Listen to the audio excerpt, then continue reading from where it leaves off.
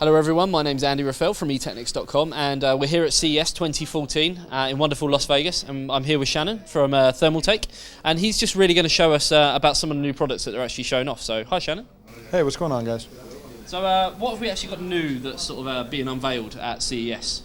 Okay, one of the really key ones is we have two new large form factor enthusiast level chassis, and I kind of call them like a hybrid level chassis because it's made for extreme air and liquid cooling. So I'll kind of show you through some of the key features right here, which is basically when you start off, this is actually one that's built with full liquid cooling inside. So it's got a dual door setup. You also notice the standard swing out door like you had on Level 10 GT. You also have a second door that covers what normally would be your drive bays, where you can remove those and you've got full liquid cooling within that area. And if you look at the air-cooled version, you'll see where the full drive bays are in place. And one cool part is straight out of the box, these chassis come with three 200mm fans and one 140mm fan on the rear. So you have two 200mm in the front, one exhaust 200mm at the top, and one 140 in the rear. So you've got straight out of the box an awesome air cooling chassis. However, you could swap all that out to fit 120 or 140 based radiators depending on your preference. You can fit a 360 or 420 in the top and the front of this, along with a 120, 140, 240, 280 at the bottom, and you can even fit a 120 or 140 in the rear. So you've got a lot of liquid cooling capability within this case if you just chose to go that way. Or you've got a lot of room for a lot of fans there as well, because you can fit the same with fan spacing if you wanted to get rid of, let's say, the 200mm, which 200mm, the reason we did that was it gives you a lot of airflow, but with the bigger fans, you're able to run them at a lower speed, less noise, and still move a ton of air. Okay. So the thing that I like is coming in here, obviously as we're going throughout CES you're seeing loads of people unveiling cases and things like that, but the thing that I like is you've actually sort of given people a compatibility list of exactly what can be put into this into these chassis in terms of radiator compatibility list and fan compatibility list, which is quite a nice feature. It sort of gives the consumer something to read up on, so they can sort of start planning their build before they've even bought the case. Yeah, exactly. Like we even list our exact, like our Water 3.0 compatibility, where it'll fit in relation to the locations where we can put radiators in this case, but it also lists radiator compatibility front, rear, top, and bottom, depending on the type of radiator, like I said, 120 or 140 based, either way. Okay, what else have we got that's new sitting around here, case-wise? Well, we also have, besides the Urban T81 we're just looking at, we have one that's actually a quite similar design, but also at the same rate, very different, is a Core V71. And you'll notice it's a rounded chassis. It's not the just flat out urban look like you're used to, with the flat smooth. This one's more like it's more perforated mesh. It's got the same 200mm fans by default, the two 200mm at the front, and one up top, along with the 140 in the rear. It's got very similar liquid cooling capability.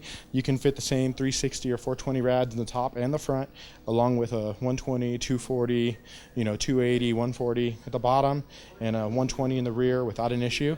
And you can see also all the drive bays, once again, modular. You can remove them completely, and you can pull the drive cages and have just a massive liquid cooling system, or you can have just by default an amazing air cooling system. And also, we didn't forget about like your drive mounting. Even if you remove all the drive cages, we still have drive mounting implementations, I'll show you shortly, that allow you to mount at least one or two drives within the chassis out of sight, so that you can have an awesome liquid cooling system and you don't lose your ability to have storage. Okay. Well, that sounds pretty cool. So obviously, once again, we've got the water-cooled version and then the air-cooled version, just so you can show the different options as to what people can have with the Core V71, right? Yeah. Now, and another very key point is the price point on these. Unlike, when you talk about massive liquid cooling based chassis or just extreme enthusiast chassis, usually you're talking about cases that exceed $200, sometimes $300+. Well, like this guy, the Core V71, it's $159.99 MSRP, US. And then you've got Urban T81. You can see right there, it's $189.99. Yep.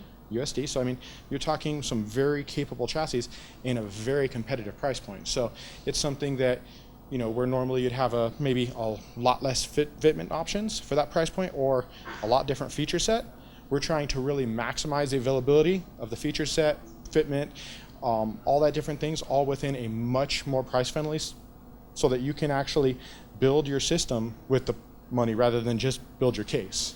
Okay, so you said about obviously storage-wise with the expansion brackets, you could take them all out; they're all fully modular. But then there's still actually place to put your hard drives once they're removed. Can you show us that? Well, yeah. Okay, let's take a look at the Core V71 here. Basically, when you remove like a drive bays or whatnot, if you've looked at other solutions, usually it's a 2.5-inch drive, right? You've seen that to where you have 1 or 2 SSD mounts or 2.5 drives, and that really limits you on your storage capability. Yeah. Now, most people don't want to, if you're talking huge capacity, SSDs are going to be really expensive.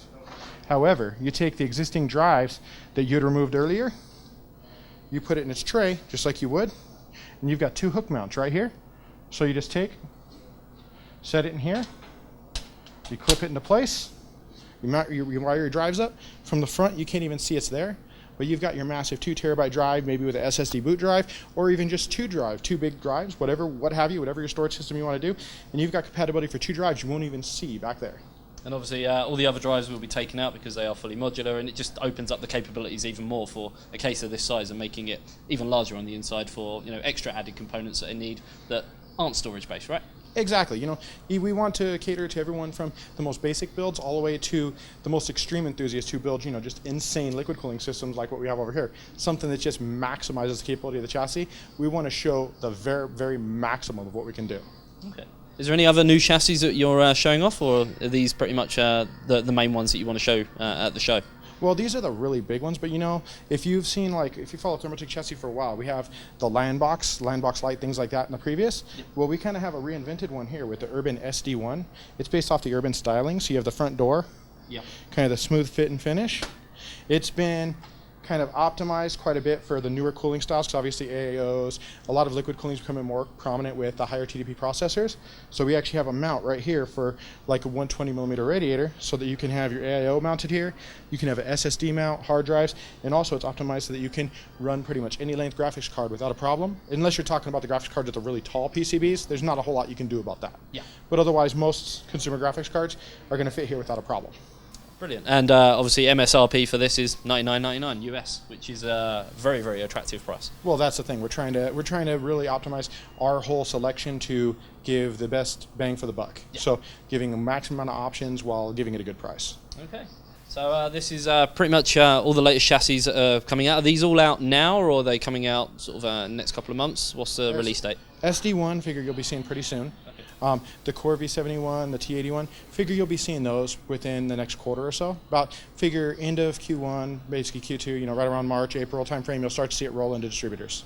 Brilliant. There you go. So hopefully we'll be seeing them in the UK with very attractive price points, just like the US counterparts. And it's really, really nice chassis here, and it does show the full capabilities that we can get in terms of if you are air cooling or water cooling. And it sort of shows that even if you're air cooling, what the possibilities could be if you're perhaps looking to move more into the water cooled market, especially with some of the key component manufacturers that you've teamed up with. I think I saw Swiftech there and some Mayhem fluid as well. Yeah, absolutely.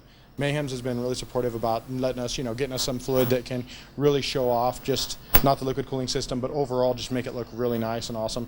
And also Swiftech, they wanted to provide us some of their best so that we can really show the expandability of some of these systems. There you go. Well, we're going to be having a look at a lot more products that Thermaltake have got on show here, as well as some of the sub-brands as well. So I think we've got TT Sports Luxor 2 as well. So we're going to have a lot on show here. So stay tuned. Keep checking out eTechnics.com, where we're going to have a lot more coverage of what Thermaltake are doing here at CES 2014. Thank you, Shannon. Thank you.